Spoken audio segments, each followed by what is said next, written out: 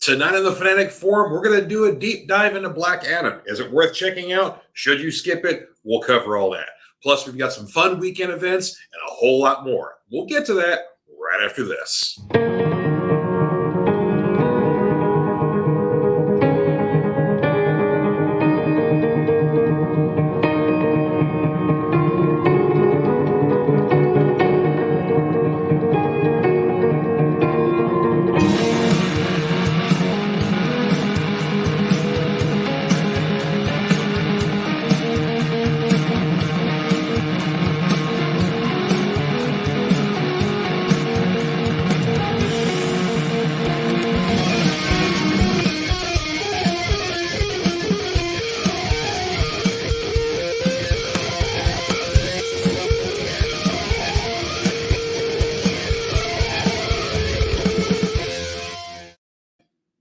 Hey everybody, happy Friday and welcome to the Fanatic Forum. I'm your Fanatic and host, George Buehler.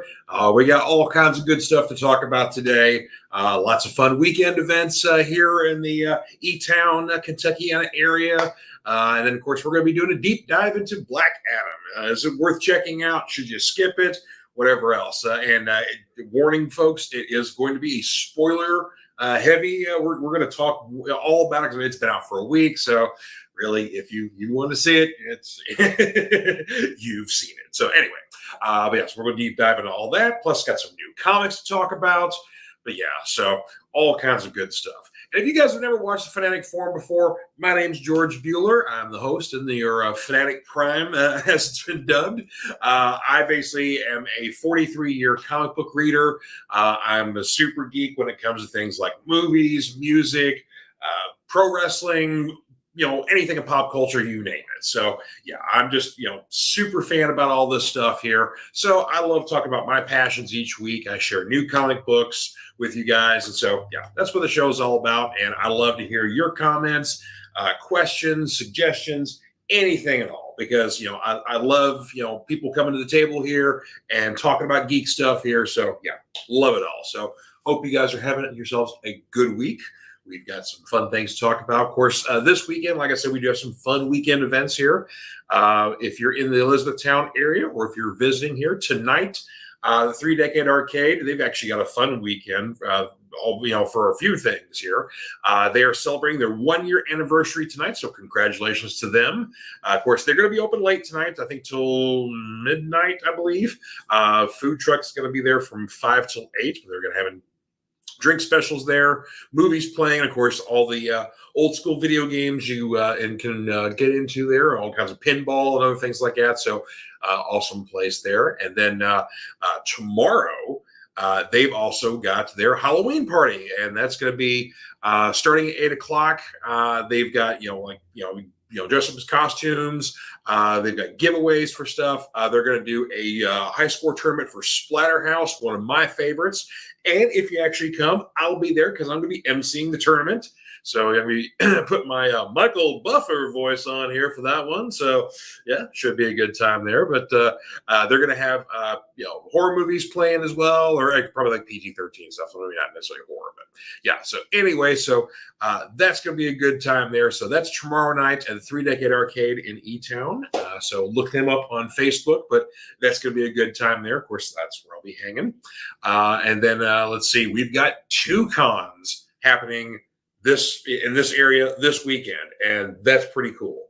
The very first ever ETown Con is happening tomorrow at the Pritchard Community Center. This is put on by the same people who've been doing the Louisville Con. I think they've got one in Frankfurt, maybe in Bowling Green. So it's an established franchise that's still a homegrown franchise nonetheless. But yeah, so this is their first convention in ETown. So they picked a good spot with the Pritchard. It's got a lot of rooms, a lot of space in there. Big guest of honor is Sam De La Rosa. You may remember him from his run on Artist for Venom, Lethal Protector in the 90s. He's done lots of other stuff over the years. But we've also got some other local artists that's going to be there. I think my buddy William Hood's going to be there, so come check him out and get some art from him. There'll be cosplayers. I think the 501 might be there. So anyway, lots of local vendors, so should be good stuff there. So that's a one-day con only. I think it's $20 to get in the door. So yeah, check that out if you're in E-Town. And if you're also in the mood for another con there, returning to the Paraquet Springs Center in Shepherdsville is the Creature Feature, formerly known as the Halloween Fest.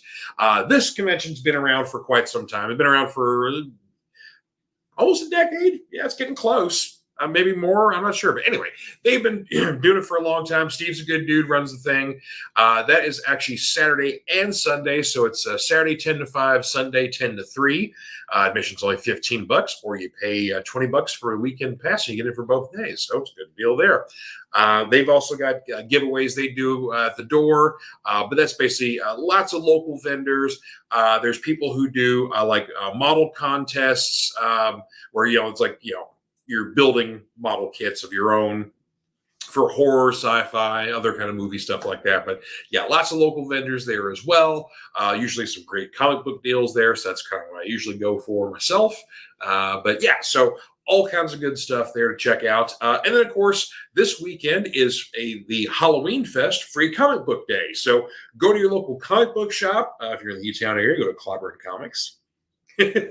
I'm not working tomorrow, but I got other things to do. So I got emceeing and cons to attend. So anyway, but yeah, go to your local comic book shop and get yourself some free comics. So some are horror themed, and some are more just superhero stuff. But yeah, lots of fun stuff there. There'll be stuff for the kids as well. So yeah, every local shop is kind of doing their own thing. So check with them. And if you don't know where your local comic shop is, you can literally Google comic book shops near me, and it will show you a very large list depending on where you are. So if you're in the Louisville area, you've got quite a blessing with having many shops there. Here in E-Town, we've got, there's 34, if you count Fort Knox as well. So we've got 4 in this area. So yeah, we're blessed with many comic book shops there. So always support your local comic book store, and maybe tomorrow get yourself some free comics. So yeah, but before we get into new comics and Black Adam talk, there is some fun news I want to go over. Of course, if you've been paying attention to any of the celebrity gossip, any movie gossip, or anything else, the worst kept secret right now is that Henry Cavill has returned to the role of Superman. And if you go out in theaters right now to watch Black Adam, you'll see it. You just have to sit through the whole movie to wait for that one scene. But there you go.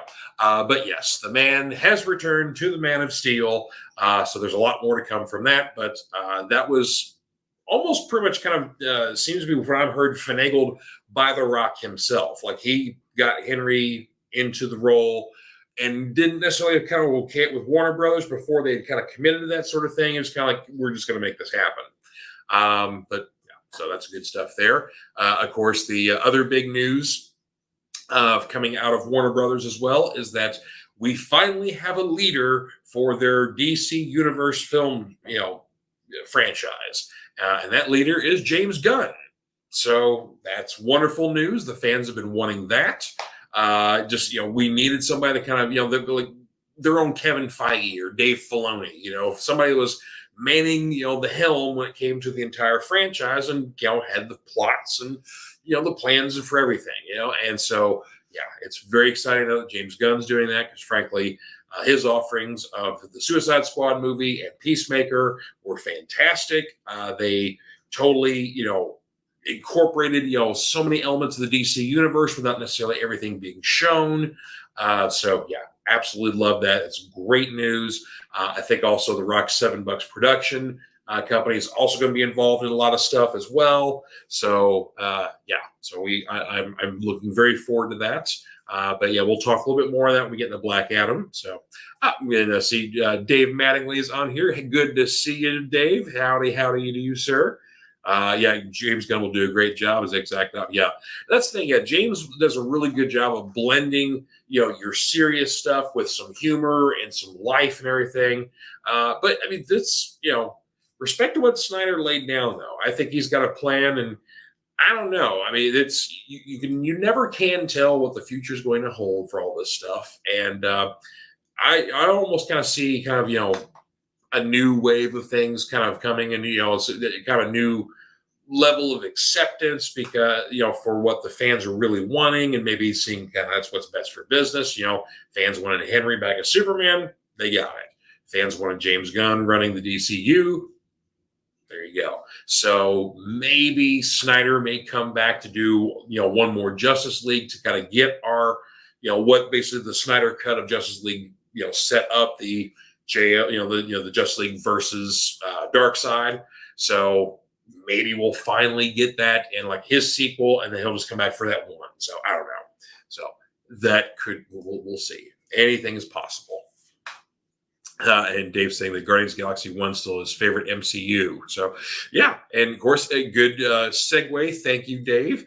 Other big news is we finally got our first trailer for the Guardians of the Galaxy holiday special coming November 25th to Disney+. So this looks like a lot of fun. And if you haven't seen the trailer, I highly recommend checking it out. But yeah, apparently Drax and Mantis are heading down to Earth to get the best Christmas present they can for Star-Lord, who's still very depressed about Gamora being gone. We know she's not dead, but she's not with the team because, of course, we know from Endgame it's not the same Gamora. So yeah, they decided to get the best Christmas present they can find, which is Kevin Bacon. So yeah, we'll see how that works out. But yeah, we did see that Cosmo is going to be featured in the special as well. So we finally get to hear Cosmo speak. I'm very pleased about this. He's one of my favorite Guardians characters. But I think a female may be doing his voice, but I'm not sure if they're still going to Cosmo's still a boy or not. Well, whatever. It doesn't really matter. Cosmo is basically a cosmonaut dog who, early stages of Russia's, space exploration stuff, they lose contact with the probe that he's in. He goes through some cosmic stuff and basically comes out the other end telepathic. So, dog can talk to you in your head and read minds, all that sort of thing. And he's normally in the comics the security chief on Nowhere. So not sure if, we've seen him on Nowhere. We've seen him get kind of in the background in a couple of movies or being locked up by the Collector. But yeah, so I'm very happy we'll finally get to see Cosmo in his glory. Looks like Groot's grown up as well. So yeah, looking forward to seeing that. And early on, I remember James Gunn saying something that a beloved character was going to be introduced in this movie. So maybe, there's still a lot of question who Bill Murray's playing because we saw that little flash of him in there. So, he could be playing another one of the, kind of the more the cosmic aspects, maybe the Games Master, because we've already got, the Grandmaster, we've got the Collector. So I don't know. So the possibilities are endless. There's a lot of characters he could possibly be playing. So we'll see. But yeah, so I'm very excited about that.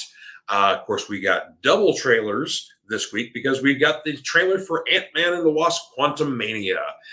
We got our first look at Jonathan Majors as Kang, and that's a very cool look. I mean, they're still doing like the blue sort of thing like that, but he's, the scars are not part of the mask now. The scars are on his face. So that is really cool. I love the look of that.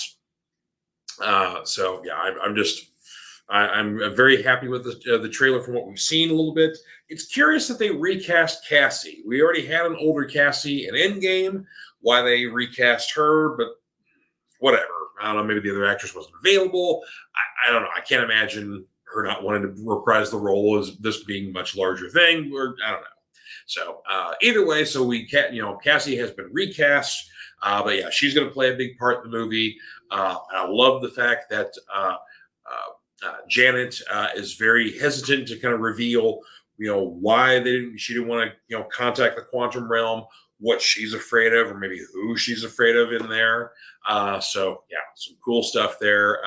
And me and my buddy Tommy were talking about this trailer today too, saying that there's, lots of little snippets of things in there to kind of look for. Like, we're convinced the Micronauts are going to be introduced in this movie. There's even a scene where Scott and all them are kind of like approaching like a cliffside, or there's all these people coming over the hillside, and they all kind of look like warriors. So like that's got to be the Micronauts, or at least some form of them. So that's going to be very exciting to see there. And also just kind of curious if this is going to be like the Conqueror Kang, or this is going to be like another version of him. Maybe this one's hiding from, somebody else. Because, of course, the quantum realm deals heavily in time, as we know from the Infinity War and Endgame movies. So, he's a time traveler, manipulator, whatever else. So there's maybe a good reason why he's hanging out in the quantum realm, or I don't know. So there's lots of questions. We got to wait till February 17th for that one there. So, but I'm very excited to see what comes next for that one. That looks like a lot of fun. It looks like it could be a lot bigger movie than what we initially anticipated. So, I'm excited to see that. Dave's saying that Bill Murray is the Beyonder. That could be cool. If you don't know who the Beyonder is, he was initially introduced in the original Secret Wars miniseries in the 1980s, and then kind of fleshed out a bit more in its sequel.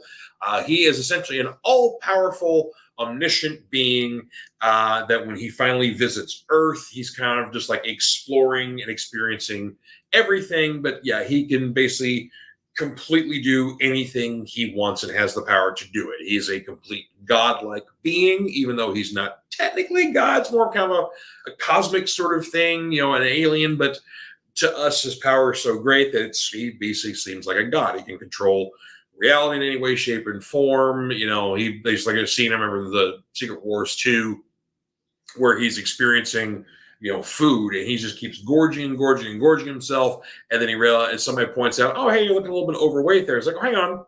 Boom. Weight's gone. I'm like, oh, Richard Simmons is jealous. So, but yeah, so it's just kind of stuff like that there. So, Cassie's going to play a big part in the movie. Okay, fine. I'm sorry. Oh, yeah.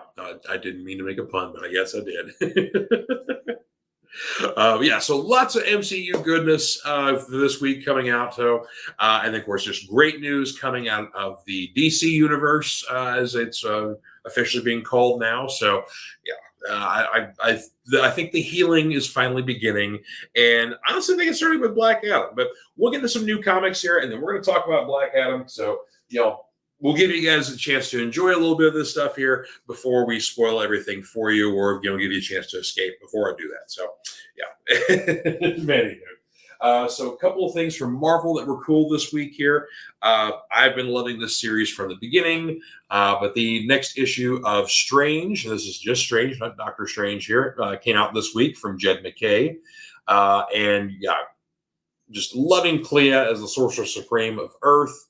And there's a little bit of a mystery going on here because we finally, a couple issues, found out who this mysterious Harvestman character was. Like, he seems to be kind of like the Grim Reaper for Sorcerer Supremes or for magic people or whatever else.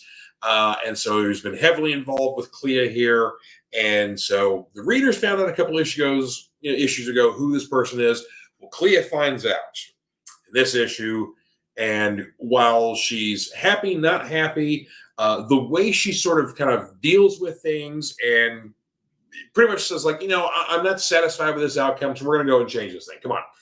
Sort of attitude like that is like, it just makes me love her so much more. And I'm really looking forward to seeing Charlize Theron playing her in the future because, Clea's a boss lady.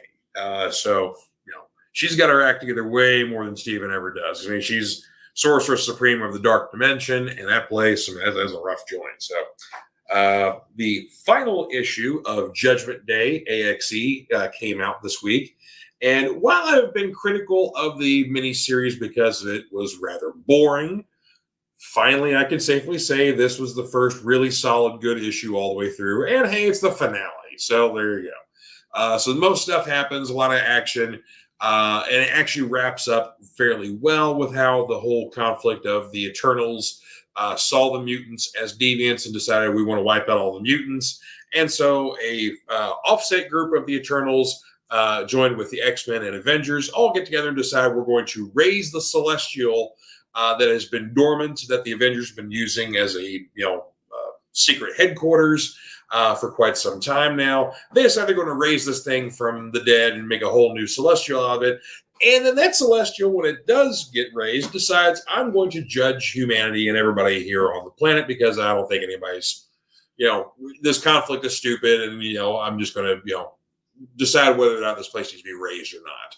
So everything kind of backfired on him, and so now it's been more of trying to essentially convince the Celestial to not kill everything or just destroy it entirely. So again, wraps up pretty well. There is no mega issue coming next month. They'll kind of completely wrap everything up. But while the finale was good, I'm really glad it's over with. As the two summer going into the fall events, DC won that with Dark Crisis, because it's while it's not over yet, it's still got a couple more issues. It's been a lot of fun. I've really enjoyed it. So yeah, there you go. So but there's a lot more coming for Marvel. For their we got some minor events, some big events coming here. So they kind of laid that out on social media. So yeah, there's lots of big stuff coming. This week the annual for Moon Knight came out, and y'all got to pick this one up. This is a lot of fun. I don't really need to say too much about it. This cover kind of says it all. And the great thing about it is that Jed MacKay does write the annual. Sometimes the lead writer on a series doesn't. It kind of gives them a break, or it's an additional story they want to tell. But this is tying into things that are going on in the main Moon Knight series, if you've been reading it. But yeah, just great guest star, little Jack Russell, well timed with the series, the show being out. So yeah. And also had to share the one variant for the annual. That is just beautiful. Beautiful stuff there. So I had to pick that one up. I don't normally pick up variants, but that was an exception.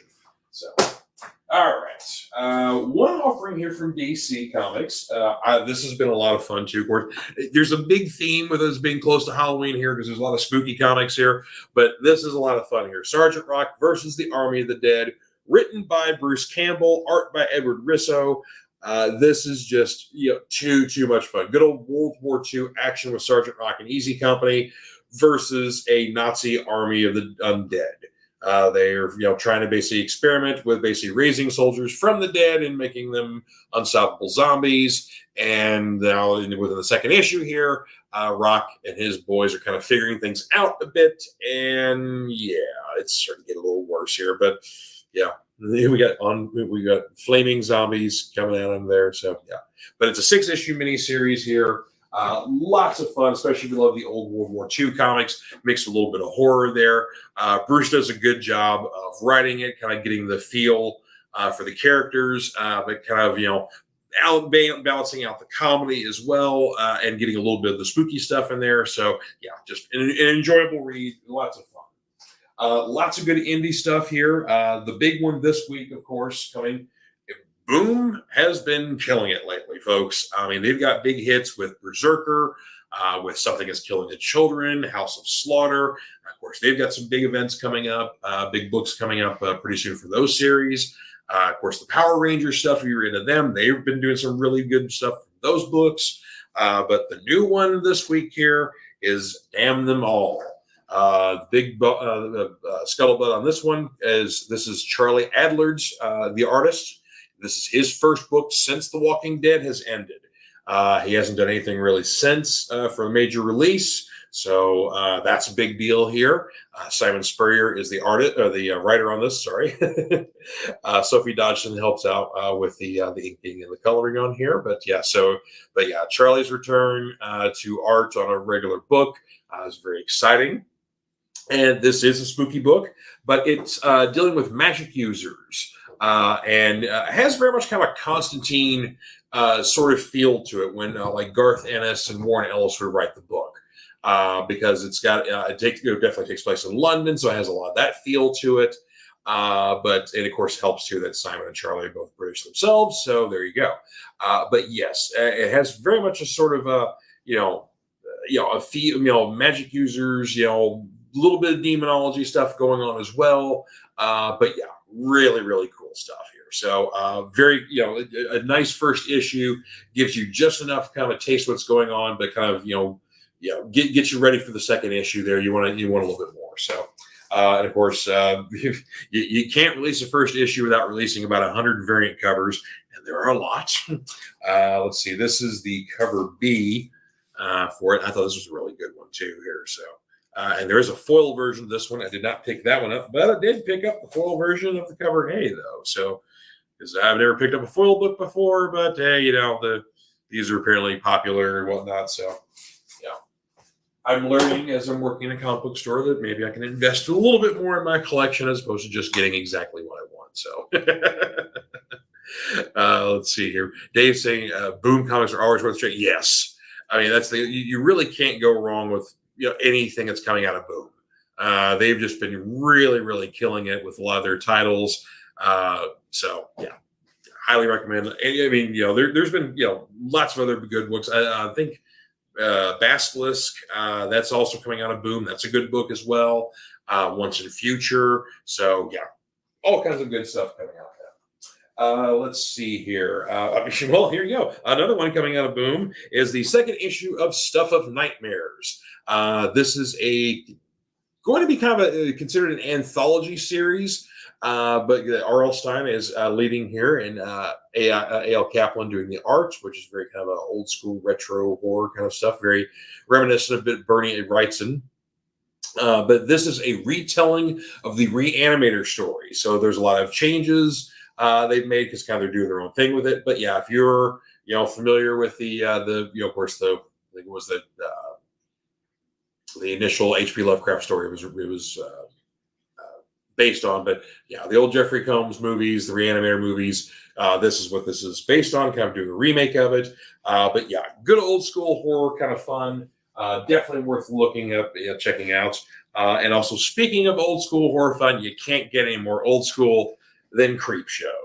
And of course, this sets the popularity of the series that AMC and Shudder did, with Greg Nicotero being behind it. This is a spin-off comic, and it very much is, reminiscent of the old, Creepshow comic. Well, the Creepshow actually never really had an old comic, but the Tales from the Crypt, Vault of Horror kind of stuff. So it's anthology. It's more than one short story in here. There's 3 in here, as a matter of fact. And this is a second printing of the first issue that was released this week, because the first issue sold out like hotcakes. So second printing of that. And then also this week is issue 2 that just came out here. Another great cover on that one as well. But yeah, so it's just, each story has a different creative team on it. But usually like one story is longer than the other. But yeah, if you love those old school horror anthology comics where they're very much, you learn a lesson, sort of thing like that, but maybe it's a costly, maybe fatal lesson, so to speak here. But yeah, so it's just old, great old school horror fun. They can be a little bit gory if you're, sensitive to that. So there you go. But nonetheless, it's, again, just good stuff here. And since, we are literally, Halloween is next week, or it's Monday. So, yeah, just all this, good, really, good time release here for all of the books of the season there. So, yeah, just good spooky fun there. So, of course, going into the next holiday season, we'll probably get back to all our regular superhero stuff there. But yeah, so just enjoying the Halloween season. Lots of good releases coming out. So a lot of good things worth checking out. So we're going to take a break for just a bit here to acknowledge our sponsor, and then we'll be back talking about Black Adam. So spoiler alert, we're going to talk Black Adam. We'll spoil the heck out of it when we come back here. So back in a bit, folks. Comic Books for Kids provides comic books to kids in hospitals and cancer centers across the U.S. It's a place where we can all work together to make sure every child has a comic book. 100% of all proceeds go towards the kids. It's about making a difference, and while they're in the hospital, allowing them to fly like a superhero, battle dragons, or rescue teddy bears. We are in every state in the country and now support over 160 hospitals. Every month, we add more. Visit cb4k.org. All right, folks. So here we are. Here's your warning once more. Spoiler alert. We're talking Black Adam, which is in theaters right now. It's top of the box office, making all the money. And the audiences are loving it. The critics have been a little bit skeptical on this one. A little bit more, bashing, trashing, yada, yada, yada. But the fans have spoken, and the audience has really enjoyed this. And I did too. I was going into it with low expectations. I was very skeptical about it from the beginning, still unsure, because I didn't like the Shazam film, though I think the character has a cool design. The whole basically that he's kind of a little kid just plays a little too goofy for me sometimes. And I'm not a big fan of Zachary Levi as an actor. There's nothing he's really done that's really like, oh, I love him in this or whatever else. So, so for the most part, I really just haven't had much to do with him. So, I know from the comics, Black Adam is essentially his, that's Shazam's chief adversary. So is there any kind of relation there whatsoever else? While you do get to see Jamon Hansu come back as the Wizard Shazam and the other wizards as well, kind of getting into Black Adam's origin, you don't necessarily see any other link to Billy Batson or anything else. So maybe they're saving that stuff for later. But he is still connected to the mythology of Shazam and whatever else, and that he is kind of the fallen champion. He basically went a little too far on things, and there you go. So, it's, while this isn't a overtly violent film, this is definitely not your average superhero movie because, Black Adam isn't much of a superhero, but it is very much a hero's journey kind of film where he's kind of learning to be nice and maybe stick up for people and do, maybe not kill, you maim, beat up, whatever else, but maybe not kill, that sort of thing like that. The introduction of the Justice Society, those members we see here, Hawkman, Dr. Fate, of course, played by Pierce Brosnan, Atom Smasher, and Cyclone. They are all, really well done. No complaints there. Hawkman is basically, as he is in the comics, very no nonsense. He's too old for this stuff. He's ready to fight the threat and then get back to doing whatever he's back, doing. So, they really got that character, a good performance from him. I love Pierce Brosnan's Dr. Fate because Dr. Fate's one of my favorite DC characters.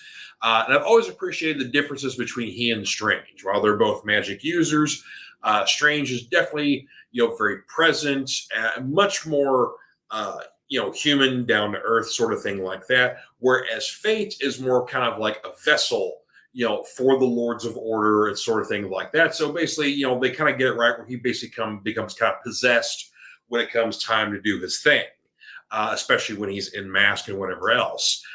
They get kind of his power sets right. They get the fact that he's very much into future premonitions and sees a lot of that stuff, and kind of that's what guides him and sometimes guides the Justice Society.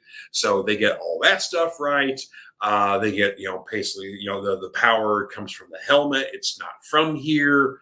Everything about these characters, they do a really good job of kind of introducing, boiling them down very to their core roots, and then you kind of see them throughout the movie do their thing. You're like, okay, they got that right, and whatever else. So, but again, it's not too much of a distraction or too bogging you down too much while you're still trying to watch Black Adam and his journey.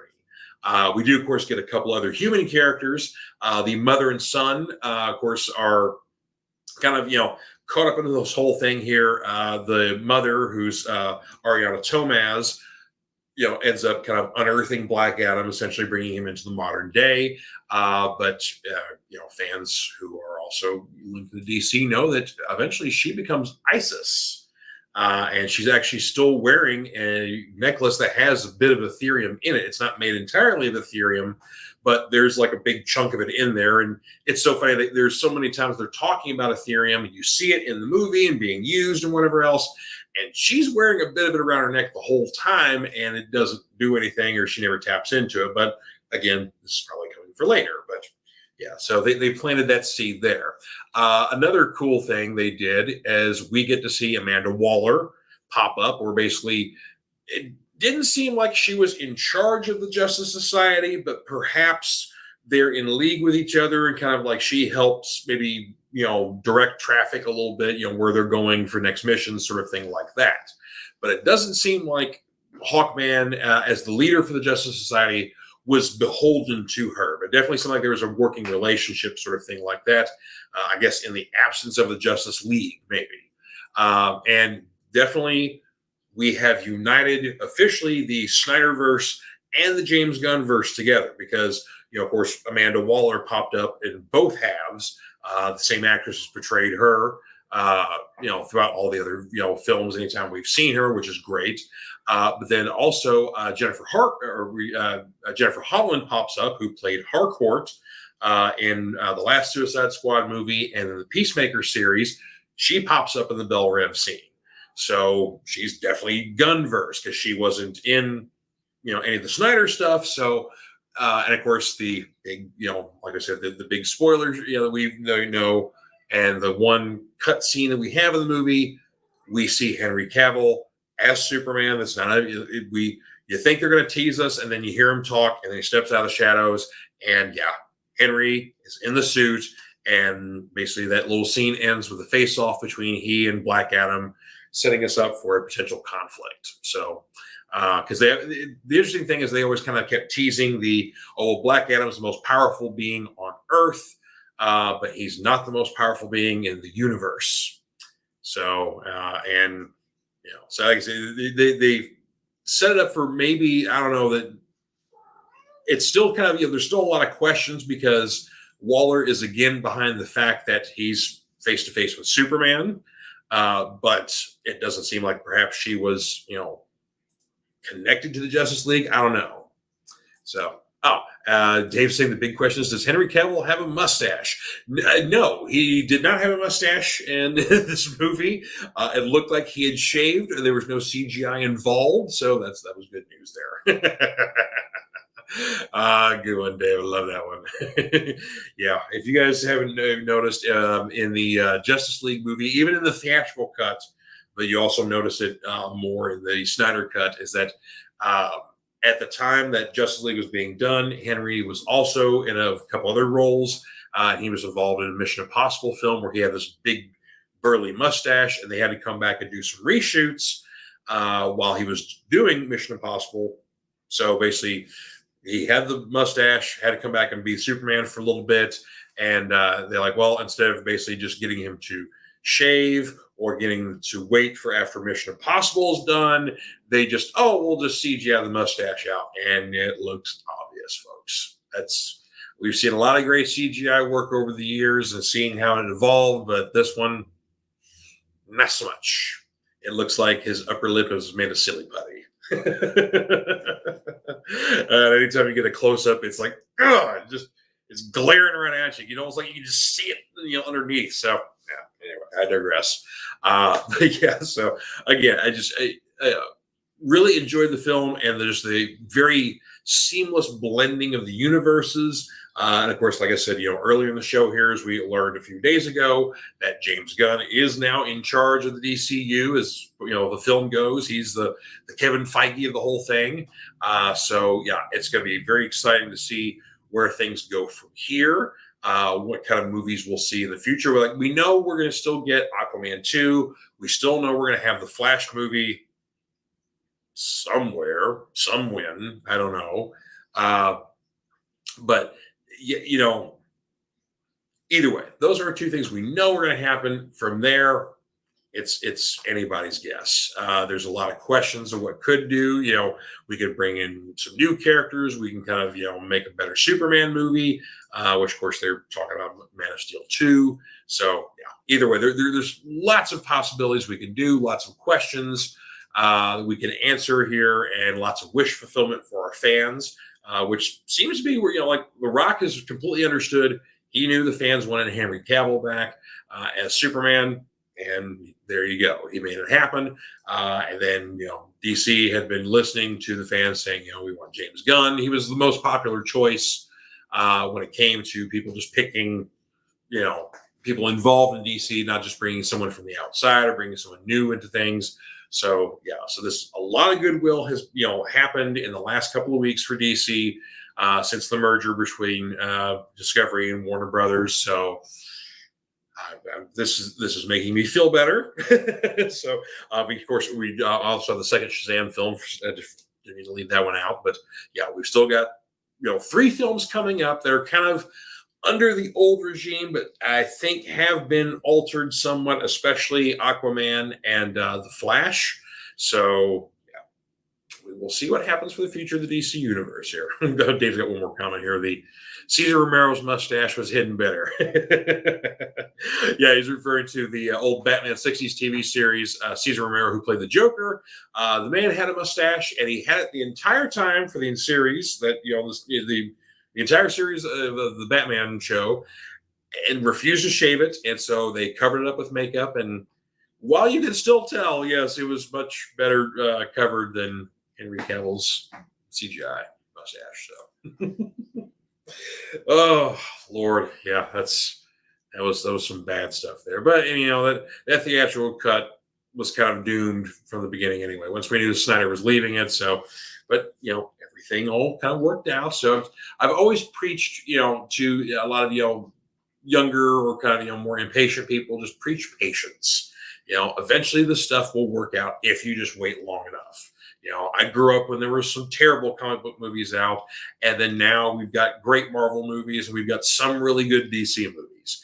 Hopefully greatness comes, later on down the road here. But nonetheless, actually, the new Batman, I would say, is a great movie. I'm sticking behind that one. But nonetheless, though, good things have come to those who wait, literally, for this kind of stuff. So yes, preach patience on this. Hopefully, we don't have to wait too terribly long here. But yeah, so and Dave's asking, final verdict for Black Adam. I recommend go see it. It's worth checking out. It is fun. There's not a lot of great. There's not a lot of big plot, a lot of stuff to go through. So they do some introductions. You get your origin for Black Adam, and basically kind of it's like, okay, it's kind of just very basic kind of from there. So it's a fun for your brain. You don't have to do a lot of thinking, not a lot of confusing time travel, multiverse kind of stuff, whatever else. So it's very cut and dried, that sort of thing like that. But it is fun. It is definitely PG-13. So if you don't want to bring your little ones there, because he's rough in the beginning of the movie, he gets a little nicer later on, but he's rough in the beginning of the movie. So if you don't want to bring your little ones there, don't recommend that. But yeah, it's still PG-13, so there's not going to be dropping F-bombs or anything like that. But yeah, like I said, just good superhero fun, well done. I didn't really have any complaints with it. I thought the characters introduced were well handled. I was especially worried about Dr. Fate, but Brosnan does a great job. So yeah, I Joe Bob says check it out, and so does George. Yeah, so it's worth seeing, and of course it is fun to get that one mid. It's just the one mid-credit scene. After you see Henry Cavill and Black Adam have their face off, and it cuts and goes back to the credits. That's it. Movie's over. You go home. But yeah, I highly recommend. Worth checking it out. And like I said, it is a lot of fun, especially if you're DC inclined, if you're superhero inclined. Worth checking out. If you like your better fare for your movies, if you don't want the dumb stuff there, okay, you're probably not going to enjoy it. But yeah, it's good. It's good dumb fun for us. So yeah, it's worth checking out. And like I said, it gives me hope for kind of what's to come later on down the pike for DC Universe here. And of course, the good news with James Gunn being involved. So yeah, it kind of gives me a nice bright spot here. So it's worth seeing. So there you go. Final verdict on that one there. So yeah, of course, lots of other good horror movies in theaters right now. If you guys haven't seen Smile, highly recommend checking that out. It's probably the best horror movie in theaters right now. Barbarian's coming to streaming, I think, maybe this week. They may already be available in streaming, or at least available to rent. Maybe not necessarily on Netflix or anything like that. But that one's worth checking out. The less you know about that, the better going into it, because it's got some nice twists and turns to it. But yeah, highest recommendation goes to Smile. Halloween Ends. It was fun. There was some good stuff, but they took some interesting paths down, and I don't know. It's hardcore fans would be kind of disappointed, because basically it's like, how do you do a Michael Myers movie that's about Michael Myers, but Michael Myers really isn't in it? Well, we got the answer. So you can do a Halloween movie that doesn't have Michael Myers, that isn't about Michael Myers. We call that Halloween 3: Season of the Witch. Some love it, some hate it. Take it or leave it, whatever you want there. But this one was interesting because, yeah, we're literally doing a Michael Myers Halloween movie that Mikey isn't in it too much. So, yeah, so he got a lot of fun in Halloween Ends, but didn't have so much, or in Kills, but not so much of this one here. But again, some interesting. There's a lot of discussion about this one here, and I'm welcome to hearing a lot of it as well from you guys. See what you all thought of it, if you all get to see it or not. So, but yeah, it's unique. But again, one more time this weekend, check out Creature Feature over in Shepherdsville, the Paraquat Springs Center. That's Saturday and Sunday, 10 to 5, 10 to 3. $15 get you in the door there. So if you like your mini cons, and I do, it's a nice little convention there. And of course, the first ever ETown Con at the Pritchard Center here in Elizabethtown. That's 10 to 5 on Saturday only. Guest of honor, Sam De La Rosa, if there are Venom fans out there. So, yeah, all kinds of good stuff. And, of course, later on that night, party it down at the 3 Decade Arcade for the Halloween party. Get your Splatterhouse fingers warmed up there because, though I'm emceeing the event, maybe I'll maybe I'll play a game, just kind of, show the kids how it's done because Splatterhouse is one of my favorite games. So, yeah. Anyway, so you guys have yourselves a wonderful weekend. Go check out Black Adam. Go check out some good fun Halloween stuff there, or check out some cons this weekend. So lots of good things to do. So you guys have yourselves a wonderful weekend, and I'll see you next time